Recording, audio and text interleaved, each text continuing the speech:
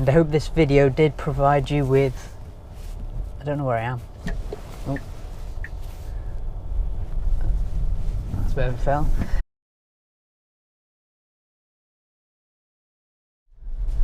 Hey guys, welcome to another video. Now before the white knights come rushing in, I don't hate the Tesla. It's quite the opposite really. I think, you know, for a long journey, I can't think of any other car that I'd want to do the journey in. It just makes driving so effortless and so comfortable. You know, when you've got all the other driver aids like, you know, the Autopilot and things like that, it just takes all the stress out of driving. But having had the car for, I think it's almost a year now actually, 10 months, there are a few niggles here and there, and for me there are 3 issues, irritations, whatever you want to call them, that kind of let the car down a little bit. One of them might actually just be this car, I'm not sure, but once I get to it I'll explain.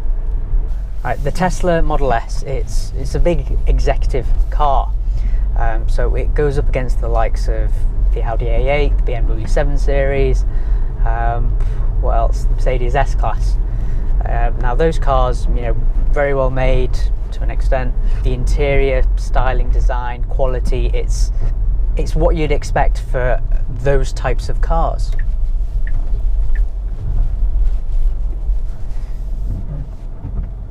Now, I've got no issue whatsoever with the whole design and layout of the inside of the Model S. I mean, personally, I think it's all fine. For some people, they don't like the idea of this massive touchscreen where you do absolutely everything from. For me, it's, you know, it's quite a minimalistic design. It works fine with me, to be fair, no problems whatsoever. But when you start feeling around and touching certain panels and whatnot, it's definitely lacking some build quality. I'm going to be honest. This car has been in quite early on. It had some rattles fixed, and you know, the rattles just keep coming back, and they come back in new places, whether it's in the dashboard, the door panel. It's really annoying, especially when, you know, this car's used for quite long journeys to London and back. That's like, it's 200 miles each way, and they do get on your head because there's no engine and it's a full electric car. It's very quiet inside the cabin, so you do notice these other sounds, and the rattling it's quite bad, to be honest, and it is getting quite bad now. You probably can't hear it on these types of roads. They're not too bad, but yeah, it's, for a car of this price, you'd expect a better build, basically. And whether you have this 75D or the Tesla P100D, which is, you know, almost double the price. Actually, yeah, it's more than double the price. I think it's about £140,000 in the UK. You get the exact same interior, and you know, if I was an owner of a P100D, I'd be disappointed in the lack of quality inside. I mean, I suppose you can cut Tesla some slack. I know I'm going pretty hard at them.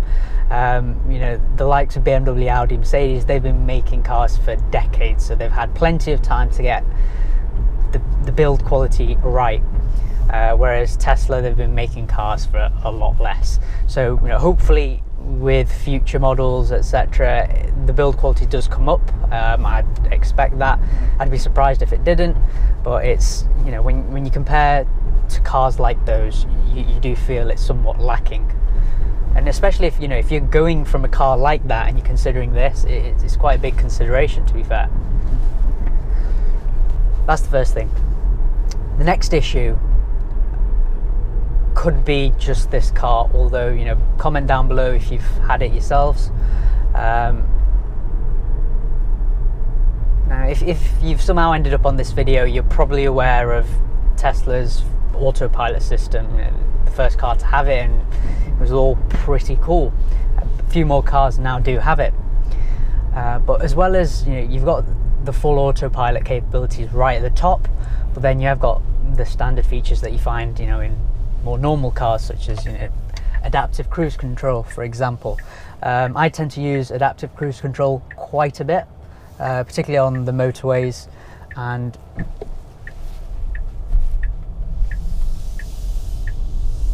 it's perfect for when it's busy, because what it does, you enable it, set speed, it'll follow the car in front. If that speeds up, slows down, it'll speed up to the speed that you've set it to, and it works all the way down to a standstill. So if you come to a stop in a traffic jam, the car will come to a stop, but then the moment everything starts picking up again, it'll pick up again. And that's one of the things that I love. It just makes everything less stressful. I absolutely hate traffic jams. It's a pain in the backside, and the Tesla is just amazing for those types of conditions.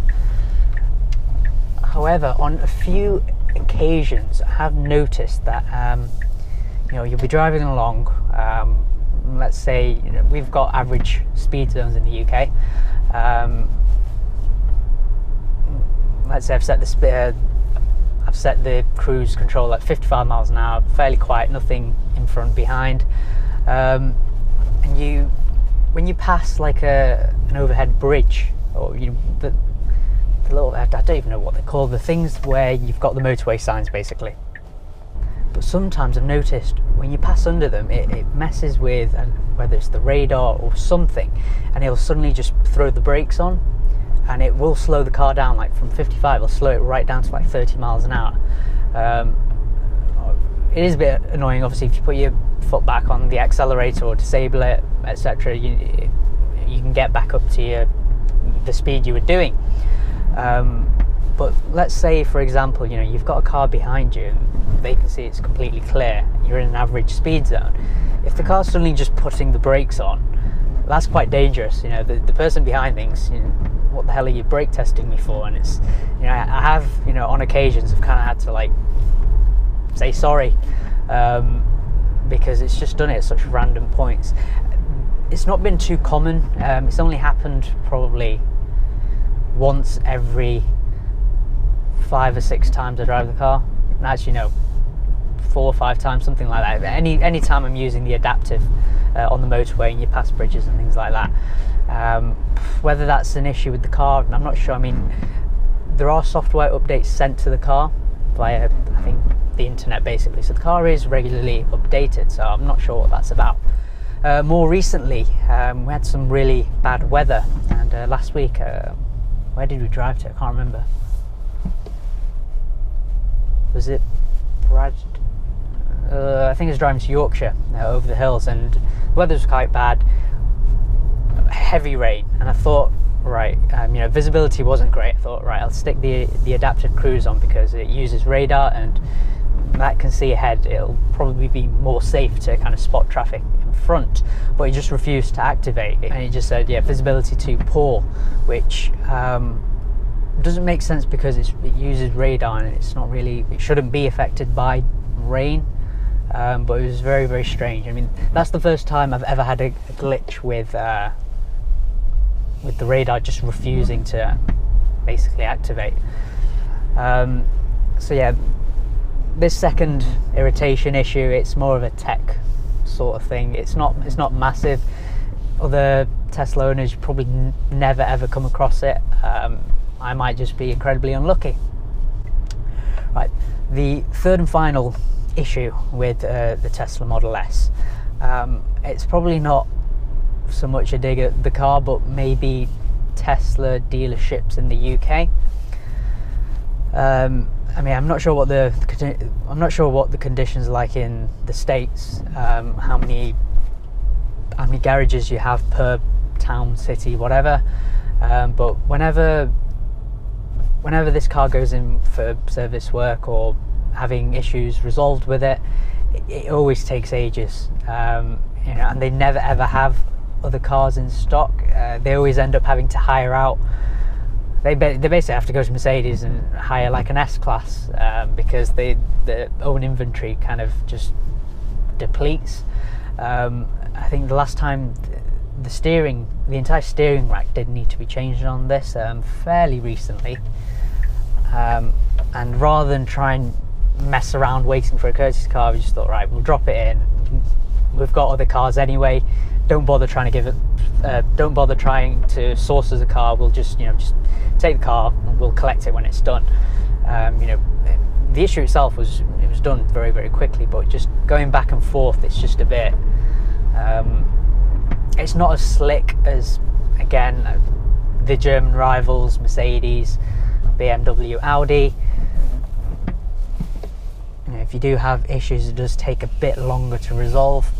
But again, I think that's just because they've not been around that long as car manufacturers, so it can only get better, or I hope it can only get better.